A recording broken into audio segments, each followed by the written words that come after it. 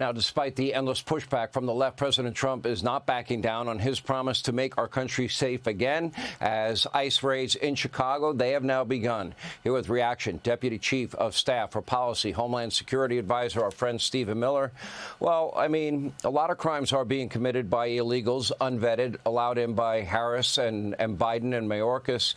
All right, so last weekend it was 58 shot, 8 dead. This weekend, 19 shot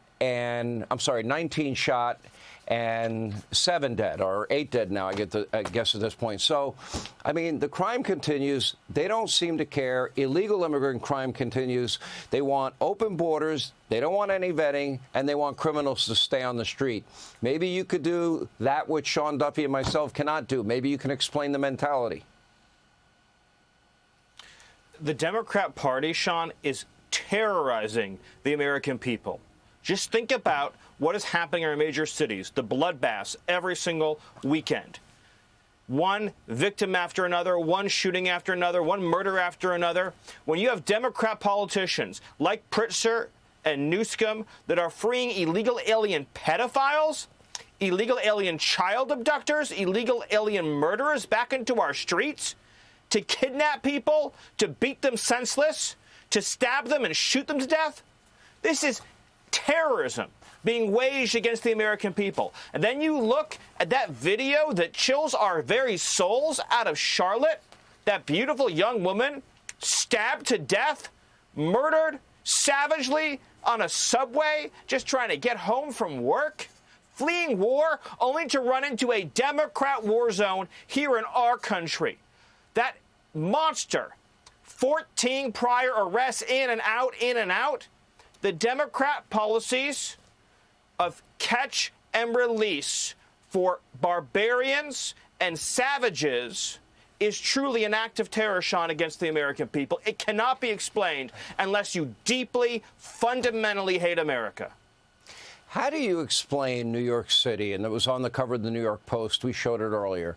You have 63 repeat offenders. 5,000 crimes combined. Of the 63, only 5 of them are in jail. Can you? It defies gravity. It defies any sense of logic, any sense of common sense that you might have been born with to allow these people out on the street time after time after time after time. Now, the problem, too, is now the Democratic Party is institutionalizing these policies, and they're running on these policies. Look at Mamdani, the guy that's most likely going to be the new New York City mayor, if you believe the polls. Okay, this guy wants to take it to another level. So this is what I guess is now the platform of this radicalized Democratic Party. How does that play out politically? Well, President Trump, I think very correctly said that one of the biggest, if not the single biggest issue in the midterms next year is going to be crime and public safety. Democrats have turned these cities into hellholes, Sean. The 10 most violent, bloody, dangerous cities in America are all run by Democrats. Democrat city councils, Democrat mayors, Democrat politicians at every level. And it's not just the top 10. It goes much deeper than that. Every major city in America that is besieged by violence, mayhem, and bloodshed and narco-trafficking are run by Democrats. Look, this has become their religion. Celebrating criminals, celebrating predators, celebrating illegal aliens who prey on our citizens. Again, you talk about your example in New York City where the same people, they keep offending, they keep harassing, they keep assaulting, they keep getting released. We cannot call this simply misguided. We cannot call this simply stupid. It's evil. It is deliberate. It is malign. It is malicious. They know what they're doing. The judges know. The city councils know. The Soros DAs know.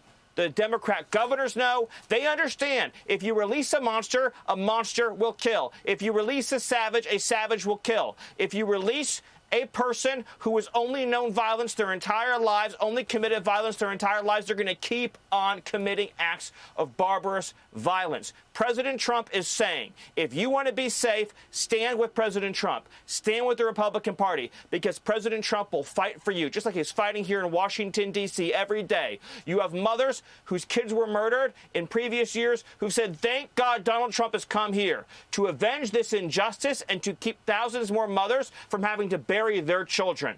President Trump has said the Republican Party will fight like hell to keep your kids safe. That's the choice facing America, Sean.